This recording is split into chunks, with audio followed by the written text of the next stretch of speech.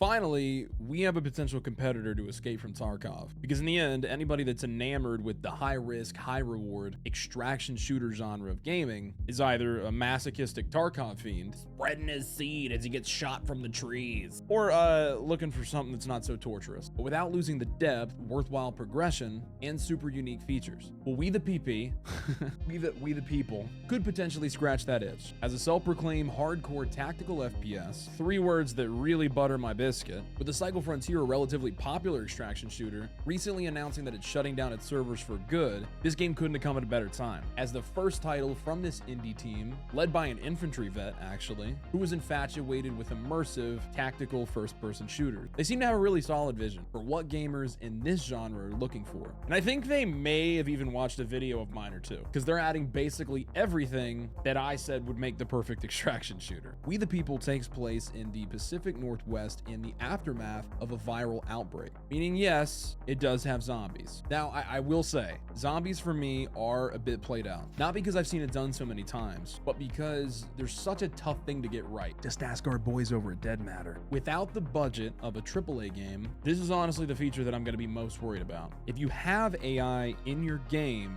they have to be a formidable threat and have to add to PvP encounters, not hinder them. Line of sight and aggro distance will probably be the most important factors here. Like if I'm trying to flank an enemy player, but there's a group of Zeds in the way, if there's maybe like a feature to toss a bottle to distract them, or crouch walk behind them and sneak by so long as their backs are turned, that could make for some interesting situations. But if it's like in the Cycle Frontier, for instance, where the aliens are going to spot you from like a football field away, revealing your position at every turn, it kind of deters these types of plays. Regardless, what I really want to talk about is what We the People is adding to the extraction shooter model that could really add so much to the experience. But first, today's video is sponsored by War Thunder. Why? Because War Thunder is the most comprehensive vehicle combat game available for free on your PC, your dad's PS5, your sister's Xbox Series X and S, or the previous console generation for your friend down the street that won't let go of their Xbox One. Every one of the more than 2,000 tanks, planes, helicopters, and ships are incredibly detailed and modeled down to their individual components, offering immersive and dynamic combined arms PvP battles. The vehicles in War Thunder span from war machines developed in the 1920s all the way to the present day.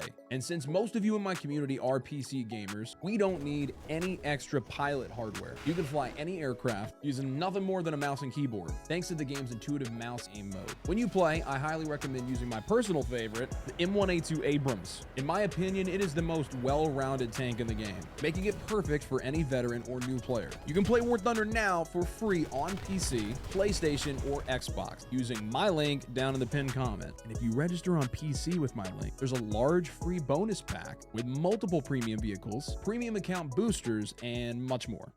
Now, this early in We the People's development, it's tough to tell what's going to change and what will stay. So when they show off features that are being planned and designed for the game, some of it may not make the final cut. With that said, they're working on so many things that, if done right, will make for one hell of an extraction shooter. Now, of course, the game outline is the genre standard of infill, loot, and exfil, with everything you've obtained, and if you die or don't make it to an exfil, you lose everything. Now, the first way that We the People is going to stand out is once you exfil. There is no main menu system, but instead a settlement where you can stash your gear, trade with NPC shops as well as other players, pick up and turn in quests, deploy into a raid, and do something that has not been done before in an extraction shooter. And I've made several videos about it. An arena. This means instanced ranked and unranked death matches with other players. Basically what Escape from Tarkov is also working on with their arena mode. It's probably one of the most necessary features that doesn't exist in this genre yet, because it provides a much needed break from the intensity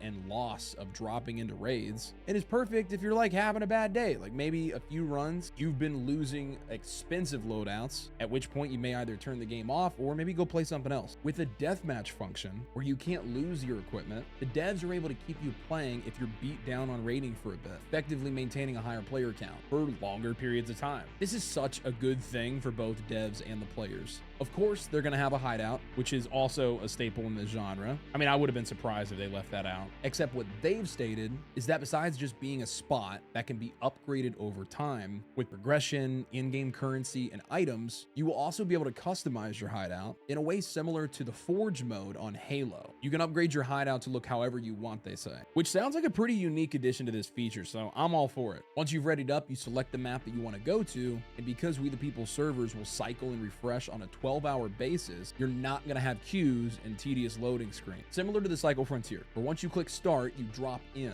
almost instantaneous. And you also do not have a match timer once it begins. You could literally be in a raid for 20 minutes or 4 hours before exfilling. Players in the meantime are going to be infilling and exfilling as you're doing your objective. I love this aspect, as it completely changes the way that you play a raid. They have weapon customization from muzzles, handguards, and magazines to barrels and buffer tube. And while I like the idea of in-depth options to customize your guns, I hope they're going to make it more streamlined, I really do, than something like Escape from Tarkov, to appeal to the broader casual extraction shooter fans. Now, the head dev has shown quite a bit of gameplay mechanics that they're planning, and there's been a demo to test a small portion of the game, as well as a roadmap to show off their content release schedule, but it doesn't have any dates. So based off of that and everything that I've seen so far, We the People is very early in development, and they know this. And because it's indie and pretty ambitious, it'll probably be at least 2 years before we see something like this released. So all of the gameplay that's been shown is completely subject to change. Therefore, I don't really see the point in getting that much into it with you guys. The concepts and the direction it looks like the devs want to take it are what I found most interesting. And if they're able to pull it off, I could see spending a lot of time in it. But I try not to get too hyped with upcoming releases anymore. Been burnt too many times. So for now, keep a watchful eye out for this one. And don't forget, you can play War Thunder now